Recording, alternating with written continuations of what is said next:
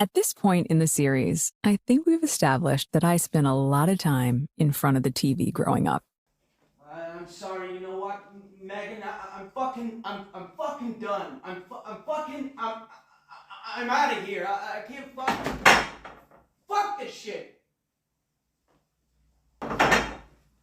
I'm done. I'm fucking. Oh dear, well, despite that outburst, the show must go on, and Meghan, being the consummate professional that she is, understands that better than most, so let's get into the podcast. I loved movies and shows. I had my favorite programs, and as we continue to unearth... Yes, for those of you who are familiar with the podcast, she does do a lot of deep digging, and consequently, there is much unearthing. And as we continue to unearth, with archetypes, many of them can be influenced by pop culture. As incredible as it may sound, we unearthed it here first on Archetypes with Meghan Markle, that our favourite films and TV programmes can, in fact, be influenced by pop culture. And by the media. Growing up in the 80s and 90s, my generation, we were raised with television in the same way that this generation is raised with social media. You know, I think Meghan might have a future in observational comedy. Hey, who remembers TVs? Am I right? But we didn't have that then. There was no Instagram or TikTok. You couldn't even record shows unless you had a blank VHS tape that you could race to queue up at the exact time so you'd hope not to miss your favorite show. Who remembers that? I know who doesn't. Madonna. Blaze, what are you getting ready for? Where are you going? Is that Whoa. poppers? Never did that before. Which just goes to show you, Madonna's a whore. For Gen Z listeners, you're going to have to Google, or I guess TikTok, what I'm even talking about. What a time to be alive. But for those of you who remember these days, you'll also remember the shows that you were always ready for. Yeah, it was just a better time to be alive, really, wasn't it?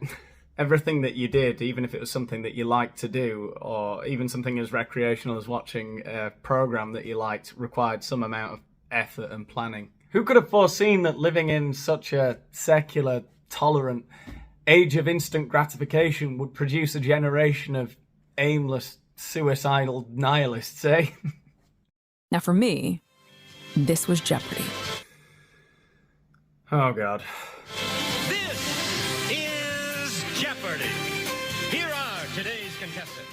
Jeopardy was my favorite show growing up, and I would eat my dinner on a TV tray in front of the screen, watching each category and clue with bated breath and intense focus. There's too many words. Jeopardy was my favorite show growing up, and I would eat my dinner on a TV tray in front of the screen, watching each category and clue with bated breath and intense focus. Slow down. Who's been stealing your thoughts? It's just so unnecessarily overscripted. Jeopardy was my favourite TV show when I was growing up, and I would sit there with my dinner on a TV tray in front of the screen, and I would watch every category with intense focus and... What the fuck? Shut up! Breath and intense focus, trying to absorb whatever facts they were firing off in the form of a question. Because she's reading this ridiculously overworded script, she doesn't know where to put the emphasis. Makes her sound even less human and even less relatable. Trying to absorb whatever facts they were firing off in the form of a question. My obsession with this show was so deep. You guys, when Alex Trebek passed away, I started to receive texts of condolence. That did not... No, you didn't. I'm so thrown off by the stuff that Meghan says that a lot of the time I don't know if things are half-truths or if they're embellished stories. I mean, I can imagine if she was a big fan of Jeopardy, when Alex Trebek died, maybe like a couple of friends went, "Oh, did you see he died? Oh, no, that's a shame, eh?" That's not a text of condolence. People weren't sending you messages saying, "Thinking of you at this tough time," because a quiz show host died. You know, it puts me in mind of the thing she said about the people in South Africa dancing in the streets, rejoicing in the streets when she got married to Harry. I can imagine there might have been a situation where a South African said something along those lines to her. I'm sure in South Africa there are sort of royal family fans who get kind of obsessed with things, and they might have had like a party to celebrate the wedding or something like that. And they might have even said, we were rejoicing in the streets, oh, it was like when Mandela came out of prison. I doubt it. It's within the realms of plausibility that someone might have said that hyperbolically. Oh, it was like when Mandela came out of prison. Not really, but you know. But she took that at face value and said that the people of South Africa was rejoicing in the street just like when Mandela was released from prison. It's narcissistic. It's a lack of self-awareness. By the way, if my face is looking weird today, it's I've had a filling, and so the anaesthetic still hasn't worn off. Kind of smiling and talking like that. I didn't know him, but everyone who knew me knew how meaningful Jeopardy and its host were as a daily part of my life. This love of facts extended into my love of words. Oh my God, what is she about to say? My cringe sense is tingling. Etymology, grammar, admiring people with expansive vocabularies. I was, and I still am, a word nerd. I don't think I would ever say publicly that I'm an admirer of expansive vocabulary, because that tends to make you sound like a pompous twat. But I do like people who speak well. But you have to do it with a certain amount of style, or else you run the risk of coming across as a wanky pedant. And to that point, I can think of many words that begin with, oh, I don't know, let's just go with the letter B. The haunting and the beautiful letter B. Beautiful, blessed, brilliant, beguiling. What am I listening to? What am I doing? Blissful, bedazzling. I can write any word you call out. Any word. Want to hear? Want to call out a word? No. No. Ho. Ho. You know, like Santa Claus. Row. Row your boat. Gently down a stream. Go. Isn't he something? Go to the stall. Interesting. Go. And yet, when you hear someone say the B word, I think we're all clear that none of the words that I just said is what they're talking about. It's referring to, instead, you know what? I'll just let someone else lead the charge here. Oh God, such a prude. Just say bitch, it's fine. Nobody cares, right? I can't even be bothered to make a joke about that. Yeah. I call my girlfriends bitch all the time. I'm like, hey bitch, oh you look good, bitch, you know, like all that kind of stuff. But if a man is like, you know, oh, you ugly bitch or something like that, I mean, I'm mortified and offended and I want to fight.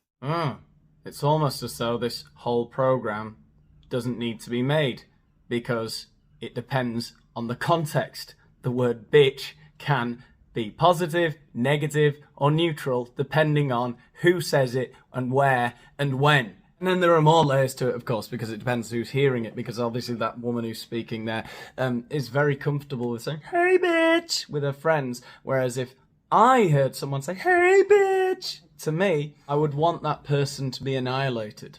That is none other than the very talented and also very annoying, my fellow alumna, Robin Thede. Oh, hello. Hey, bitch! Well, I'm a comedian, a writer. I created a show on HBO called The Black Lady Sketch Show. Author, dreamweaver, visionary, plus actor.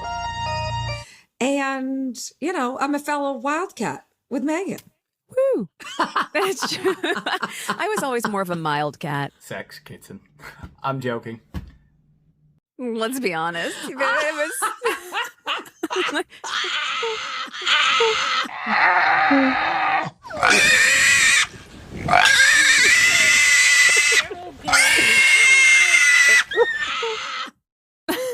So yes, Robin and I both went to Northwestern University outside of Chicago. And Robin and I were right around the same age.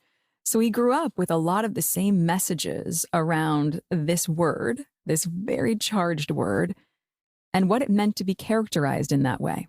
Is it just me? Oh God, there I go again. Is it just me? Anyway, surely not. The word bitch, right, is very non-specific. it's generally directed at women. I'd love to get my hands on the bastard. Or bitch, might be a lady. Though not always. Quite common to hear men being called bitches now. Just seems to me to be a very impersonal insult, particularly when directed at a woman, because if you call a man a bitch, it's like you're exerting your dominance over him. Bitch! Whereas if a woman gets called a bitch, it's kind of just, well, a woman you don't like. I do think that for me in this body, in this 42-year-old body now, if someone calls me that, I don't really care. I feel again, the previous point stands. Context, right? Who is calling you a bitch? Why are they calling you a bitch? And under what circumstances? Those factors, I think, would determine whether I would mind if someone was calling me a bitch.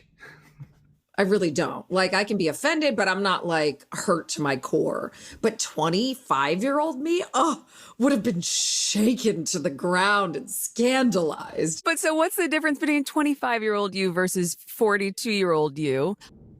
Increased self-assuredness, emotional maturity, life experience.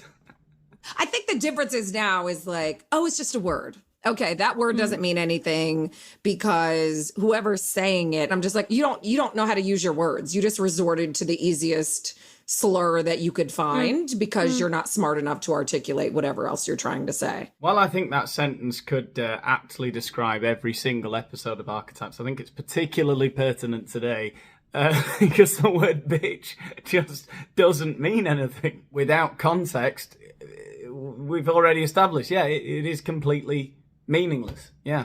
Okay, let's move on. Oh no, we've got another hour of this.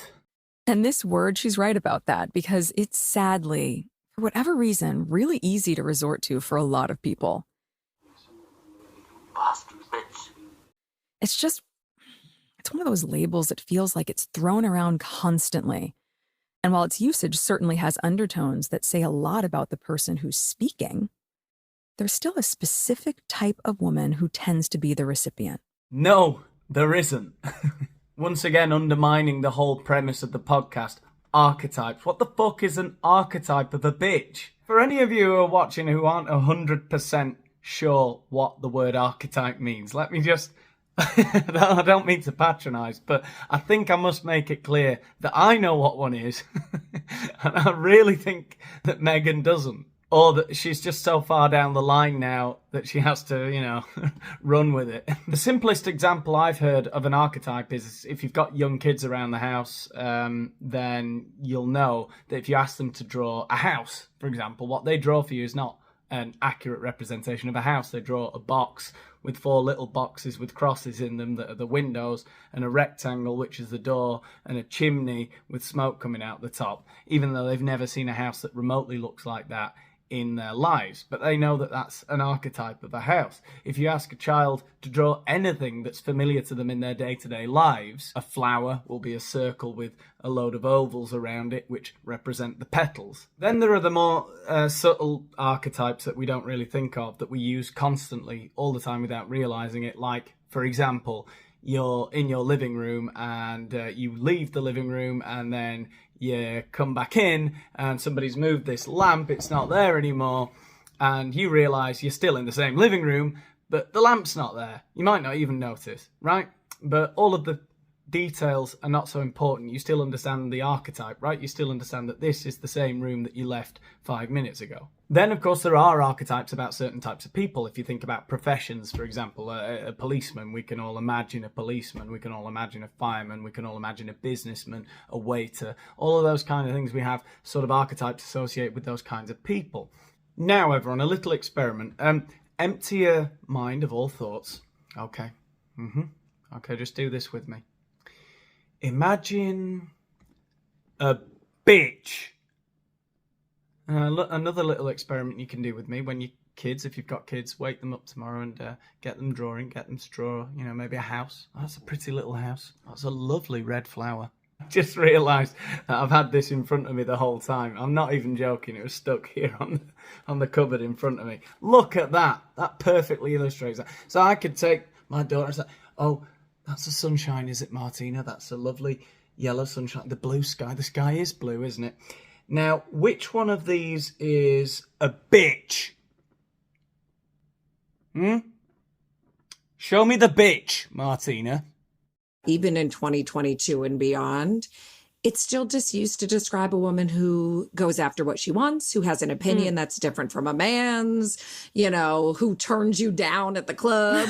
Oh, God, my brain. I don't even know. I can't even think of a concise way to push back against so much dog shit. So this Robin lady has just named 3 scenarios in which a woman might be called a bitch, right? A woman may be called a bitch if she goes after what she wants. Well, who's calling her a bitch, right? You know? And what do you mean with that vague statement of going after what she wants? Do you mean when someone's daughter gets into Harvard, all the guy's friends are going, what a fucking bitch? Is what? So an ambitious woman gets called a bitch all the time, does she? That's an archetype of a bitch, is it? Scenario number 2, a woman who has a different opinion to a man. Well, some people don't like it when others disagree with them. You know, narcissists, for example, and they might get angry. And bitch would be just the first thing you would call a woman that you don't like, as we've already established. So a narcissistic man, if a woman disagrees with him, might call that woman a bitch. Yeah, but again, is disagreeing with a man an archetype of a bitch?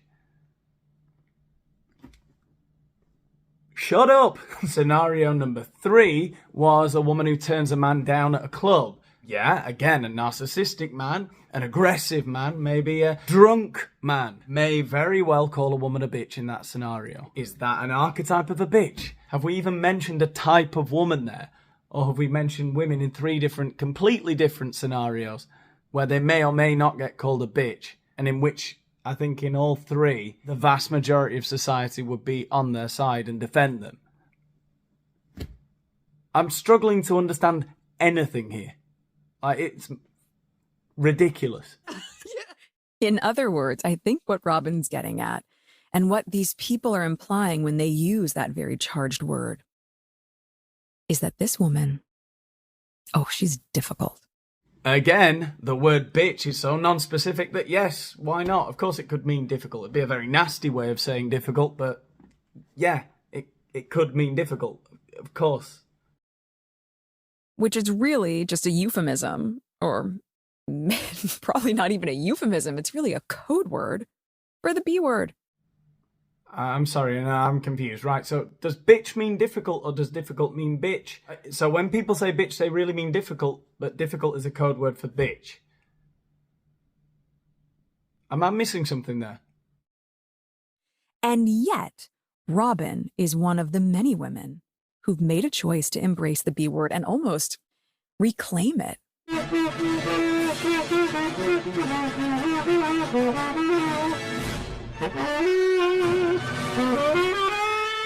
If we're going to hear it anyway, right? We're going to hear it in violent situations, God forbid. We're going to hear it in songs where it's not being used positively. We're going to hear it in the trolling comments. Then we have to offset that. Just numbers wise, we need to offset it. And I love that women have used this phrase bad bitch as a positive thing. Like, you're a bad bitch. Like, you know, you look amazing. You've got a great job. You're doing your thing, you know? And so for me, like I think about Lizzo, you know, she says, is bad bitch a clock?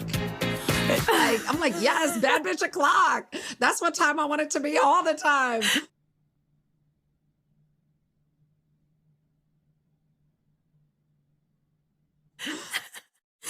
Oh, Robin. That's what time it is precisely. Hey, come on, kids. It's time to get up for school. It's bad bitch o'clock. In a very funny sketch called Bad B-Word Support Group on Robin's show, a Black lady sketch show. Listen, being a bad bitch is an honor. We didn't choose this life. This life chose us. Sometimes I just want to sit down for 5 minutes without wearing a waist trainer. Oh, this hoe trying to take deep breaths? Yes! Breathe when you die, honey, okay? Bitches, please. That sounds hilarious.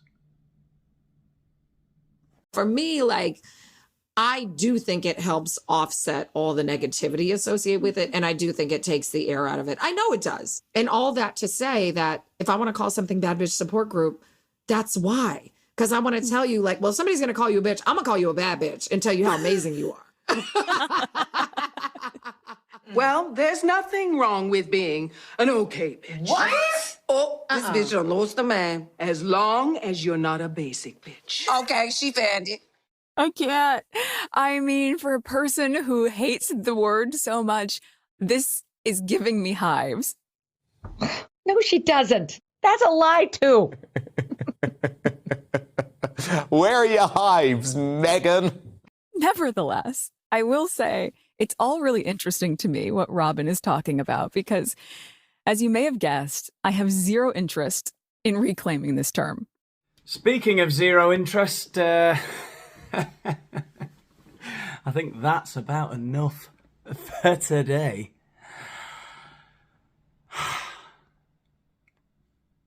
Thanks for watching. Like, share, subscribe, all that kind of thing. Leave a comment, because that helps with the algorithm. And I'll see you in the next one.